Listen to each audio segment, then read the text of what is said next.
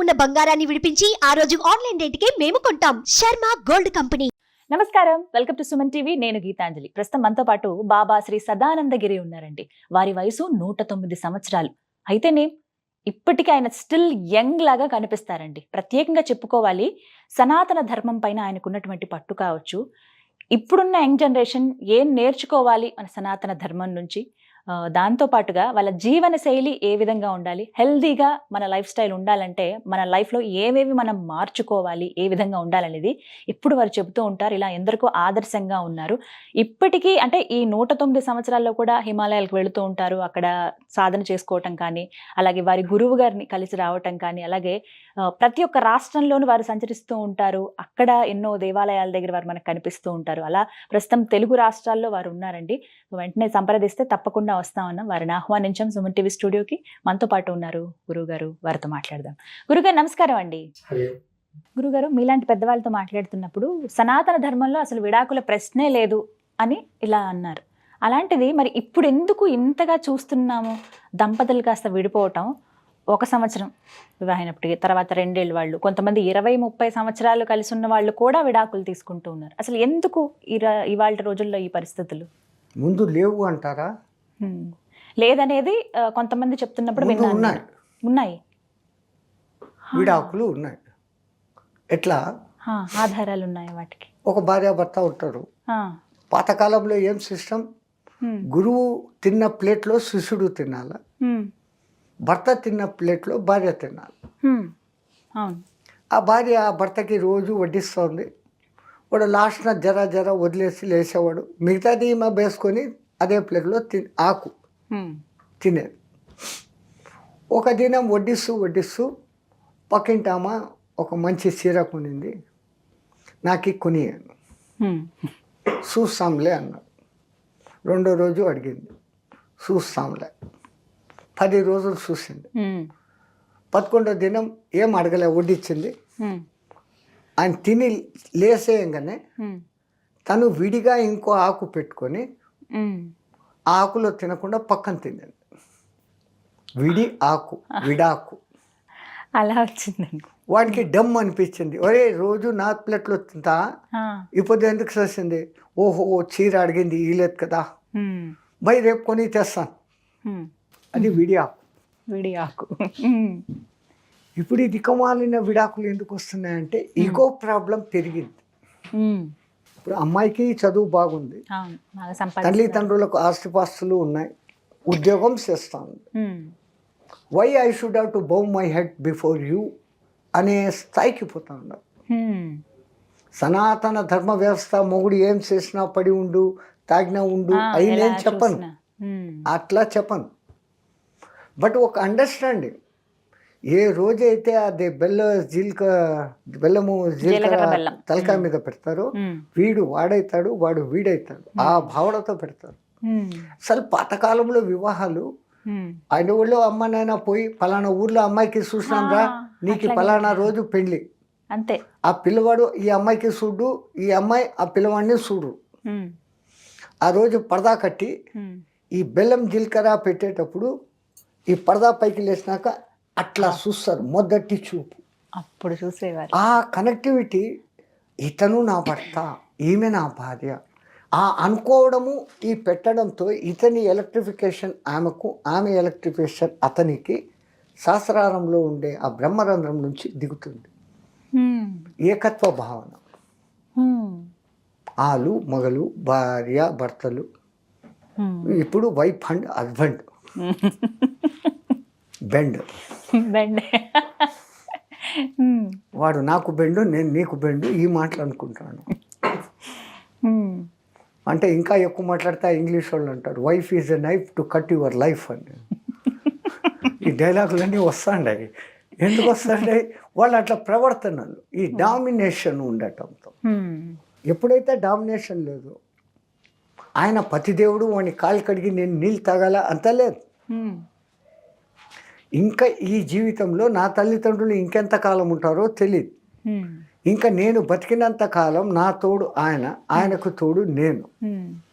మనం ఇంకో కొత్త జనరేషన్ని తయారు చేయాలి. ఆ భావనతో ఉన్నప్పుడు ఏ వైషమ్యాలు రావు. అసలు వైషమ్యాలు రాకపోతే అది సంసారం కాదు. సంసారం సాగరం అని మీరు అంటారు.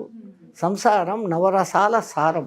జర ప్రేమ ఉంటుంది, జర చిన్న చిన్న అలకలు గలాటాలు ఉంటాయి, జర ఫైటింగ్ ఉంటుంది, నవరసాలు ఉన్నాయిగా, అన్నీ ఉంటాయి, హాస్యము ఉంటుంది. అన్నీ ఉన్నప్పుడు ఆ పరిపూర్ణత వస్తుంది. అందుకనే పూర్వకాలంలో షష్ఠి పూర్తి చేసుకున్న దంపతులను గౌరవంగా చూసేవాడు. అసలు ఎంత బాగా. షష్ఠి పూర్తి అంటే ఎట్లా, వీనికి 60 వచ్చినాయి షష్ఠి పూర్తి కాదు.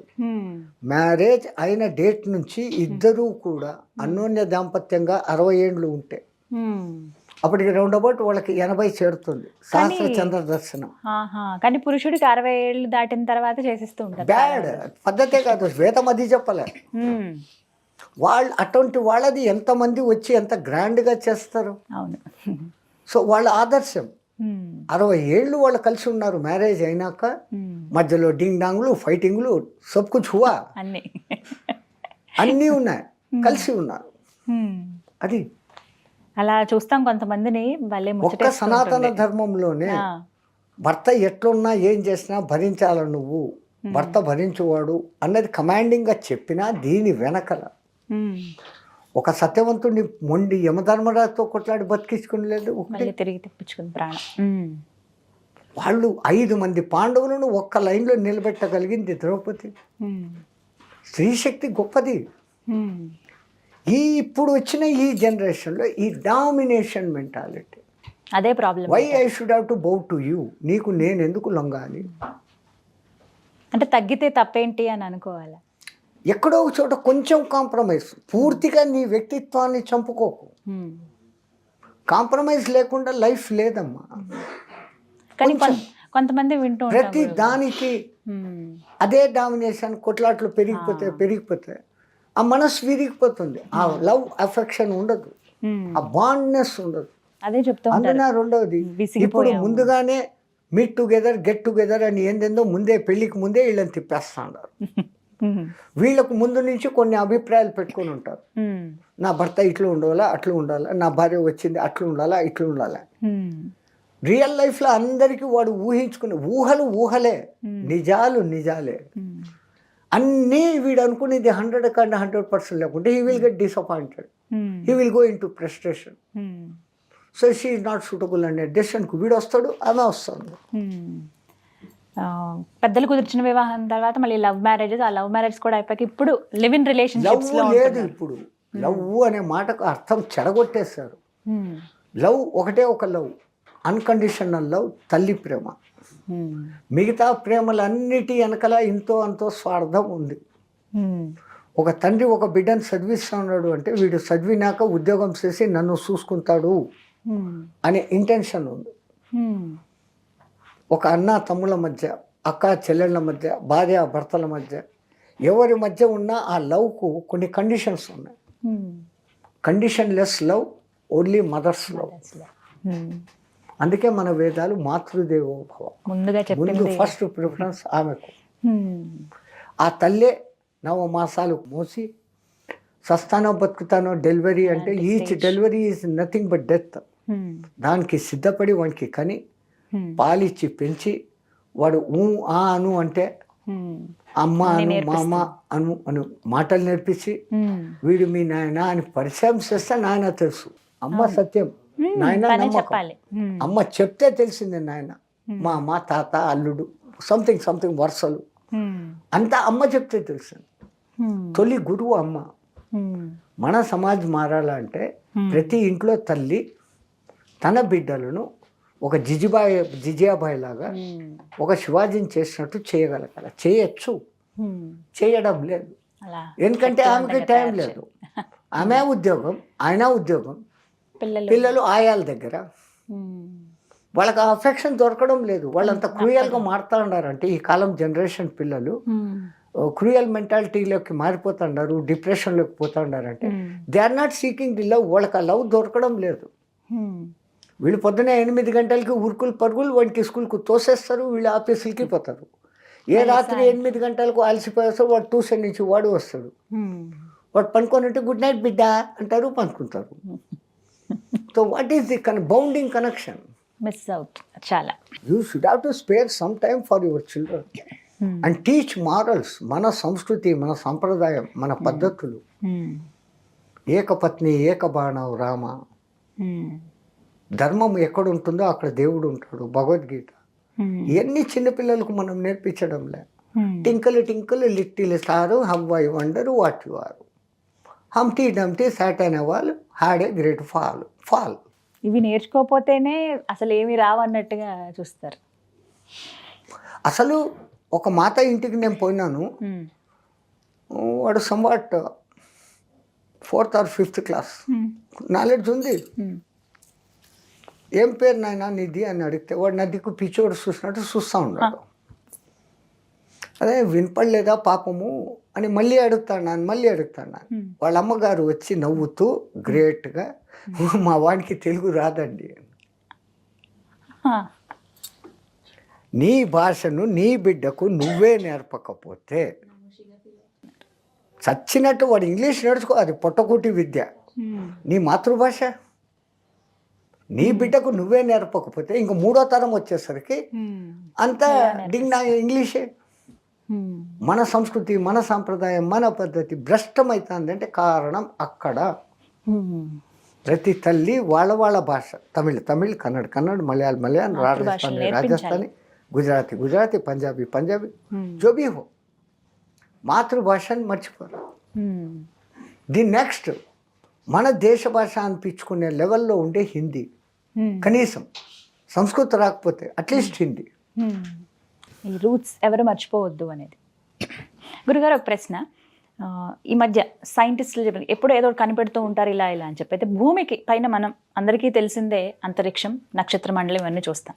భూమి కింద అసలు ఏమున్నాయనేది ఒక ప్రశ్న. రీసెంట్గా ఏదో ఒక రీసెర్చ్ నిర్వహించినప్పుడు భూమి కింద సముద్రాలు ఉన్నాయి అని చెప్పారు. నిజంగా భూమి కింద సముద్రాలు ఉన్నాయి? అసలు ఏముంటుంది? అసలు ఈ మానవుడు భూమి లోపలికి మ్యాక్సిమం ఒక 12 కిలోమీటర్లు పోగలడు గుంత చేసి. ఆ తర్వాత మిషన్లు మెల్ట్ అయిపోతాయి ఆ టెంపరేచర్. భూమి మధ్యలో ఇప్పటికీ కోర్ అనేది ఒకటి ఉంది, లావా. ఆ లావా మీద టెక్టానిక్ ప్లేట్స్ అనేటివి తిరుగుతున్నాయి. ఒకప్పుడు ఈ ఉండింది ఒకటే టెక్టానిక్ ప్లేట్, గోండ్వానా ల్యాండ్ అని ఒకటే భూఖండం. ఏదో ఉల్కా వచ్చి కొట్టింది, ఆ టెక్టానిక్ ప్లేట్ పగిలింది, అది దూరం జరుగుతా ఇప్పటికీ జరుగుతూ ఉంది. ఒకప్పుడు మన భరతఖండ్ భూమధ్య రేఖ దగ్గర ఉండదు, అది మూవ్ అవుతూ వచ్చి ఆసియాను కొలీడ్ అయింది. వీళ్ళే అంటున్నారు కొలీడ్ అయింది, అప్పుడు హిమాలయాలు పైకి లేస్తున్నాయి అంటున్నారు. ప్రూఫ్. సో అందుకే భారత ఉపఖండం అంటారు. పాకిస్తాన్, ఆఫ్ఘనిస్తాన్తో మొదలుకొని ఈ పక్క బర్మా వరకు అఖండ భారత్. రామాయణ మహాభారత భారత్, ఆ కాలం భారత్. దాంట్లో కొట్టుకునింది అక్కడ భాషా సంస్కృతులు, వీళ్ళ భాషా సంస్కృతులు, కొలీడు, మిక్సింగు, డింగ్ డాంగ్ అన్నీ జరిగి ఇప్పుడు ఇది అంత ముక్కలు పోయి ఈ ముక్క మిగిలింది. అప్పుడు పూర్తిగా అఖండ భారతం అంటే అవన్నీ కలిసి ఉండేది. అట్లాగానే టెక్టానిక్ ప్లేట్ ఉన్నప్పుడు కుమరీ ఖండం అనేది ఒకటి ఇప్పుడు భూమి లోపల ఉంది. భూమి లోపలకు ఉంది, సముద్రం లోపల. యాక్చువల్ భూమి రెస్పిరేషన్ తీసుకుంటుంది అనుకుంటే సమ్ క్రోర్స్ ఆఫ్ ఇయర్స్ అన్నప్పుడు ఆ ప్లేట్ పైకి వస్తుంది, ఈ ప్లేట్ అంతా మునిగిపోతుంది. అదే ప్రళయము అని మన వాళ్ళు చెప్పారు. అక్కడ అప్పుడు ఉన్న చేపలు అది ఇది మళ్ళా మార్పులు చెందుతూ మళ్ళా మనుషులు, కొంతమంది మనుషులు బతికి ఈతలు వచ్చేసుకొని వాళ్ళు వచ్చిన జనరేషన్లకు అన్నీ చెప్తూ ఉంటే వాళ్ళు గాడ్స్ అన్నీ చెప్పుకోవడం జరుగుతుంది. దేవతలు, రాక్షసులు, మానవులు ఎక్కడో లేరు. నవుడు నీలోనే ఉన్నాడు, మా ధవుడు నీలోనే ఉన్నాడు, మధ్యలో మా నవుడు నువ్వు ఉన్నావు. నువ్వు దానవుడుగా మారాలా అంటే కిందికి పో, మాధవుడుగా కావాలంటే పైకి పో. నీకు ఆ జ్ఞానము తెలుసు, ఈ జ్ఞానము తెలుసు. నేను బాగుంటే చాలు, ఓడు ఎట్లన్నా పోనీ అంటే యు ఆర్ దానవా. నేను ఏమైపోయినా పర్వాలే, అందరూ బాగుంటే చాలు అనుకుంటే నువ్వు మాధవ. నా బతుకు నేను బతుకుతానంటే మానవ. నార్మల్. కానీ కింద మరి సముద్రం ఉందంటారా లేదంటారా భూమి అరే భయ్ సముద్రం దిక్కు కనపడుతోంది, సముద్రం కింద మళ్ళీ ఒక భూమి ఉంది, దాంట్లోపలికి డ్రిల్లింగ్ చేస్తే మీకు ఈ పెట్రోల్ అది ఇది దొరుకుతుంది. అప్పటికే ఆ మిషన్లు వేడెక్కిపోతున్నాయి. ఇంకా అంతకన్నా లోపలికి పోతే పోలేం. పరమాత్మ ఆ క్రియేషన్ అట్లా చేస్తున్నాడు. అది నిజంగా అద్భుతం అండి. సూర్యునిలో ఎంత వేడి ఉందో బయట సేమ్ టెంపరేచర్ మన భూమి మధ్య కోర్లో ఉంది. ఆ టెక్టానిక్ ప్లేట్స్లో ఎక్కడో క్రాక్స్ ఉంటే ఆ ప్రెషర్కు అది బయటికి వచ్చినప్పుడు వల్కను అగ్ని పర్వత్ అంటున్నాం. సముద్రంలో బడబాలనం అంటారు. సముద్రంలో ఉండే అగ్ని పర్వతాలు బగులితే దాని పేరు బడబాలనం. దావాలనం అని బయట ఉంటాయి. సామాన్య అగ్ని మనది. అందుకే 3 అగ్నుల పూజ మన వాళ్ళు ముందే కనిపెట్టి త్రిఅగ్ని పూజ, త్రిసంధ్య పూజలు చేసుకోరా. ఇది తెలుసుకో, సృష్టి రహస్యాలు తెలుసుకో. వేదంలో ప్రతి ఒక్కటి సైన్స్ అమ్మ, పక్కా సైన్స్. ఏ టైంకి లేచి ఏం చేయాలా, స్నానం ఎప్పుడు చేయాలో, హెల్త్ పరంగా ఇప్పుడు సంధ్యావందనము, మంత్రాలు, గాయత్రి, ముద్రలు, it is kind of exercise. సంపుటం, శ్రీముఖం, చక్రం అనేసి 24 ముద్రలు గాయత్రికి పెడతాం. ఆ పెట్టినప్పుడు ఆ మూమెంట్స్ కలుగుతాయి ఒళ్ళులో. దేవతలకు ముద్రలు పెడతాం. ఆ యోని ముద్రం ప్రదర్శయామి. ఈ పంచభూతాలు ఇక్కడ ఉన్నాయి కదా, వాటిని ఆ విధంగా మెల్ట్ చేసినప్పుడు అది యాక్టివేట్ అవుతుంది. మన బాడీ పంచభూతాత్మకమైన బాడీ. ఆ విధానాలు కరెక్ట్ అంతా వాళ్ళు ఎంతో ప్రయోగాలు చేసి కనిపెట్టి ఇది ఇట్లా పెట్టు, ఇట్లా చేయి, ఈ ముద్ర, చిన్ ముద్ర, అది ఇది అన్నీ చెప్పినారు. ఇప్పుడు ఈ ముద్ర పెడతామ్మా, దీనికి ఏమని పేరు పెడతారు మీరు? చిన్ ముద్ర అంటారు. జ్ఞానముద్ర, తపోముద్ర, ఏంటో పేర్లు పెడతారు. ఎందుకు పెట్టాలి? నాలో ఉన్న తమో రజో సత్వగుణాలను వదిలిపెట్టి నా హృదయంలో అసూయ అనేది లేకుండా జీవుడనైన నేను నీతో అనుసంధానం అయితా ఉన్నాను. ఇంత అర్థం. ఇదే అనసూయానందనుడు అత్రి. 3 గుణాలను అతిక్రమించిన వాడు అత్రి. హృదయంలో అసూయ లేకుండా ఉండేది అనసూయ.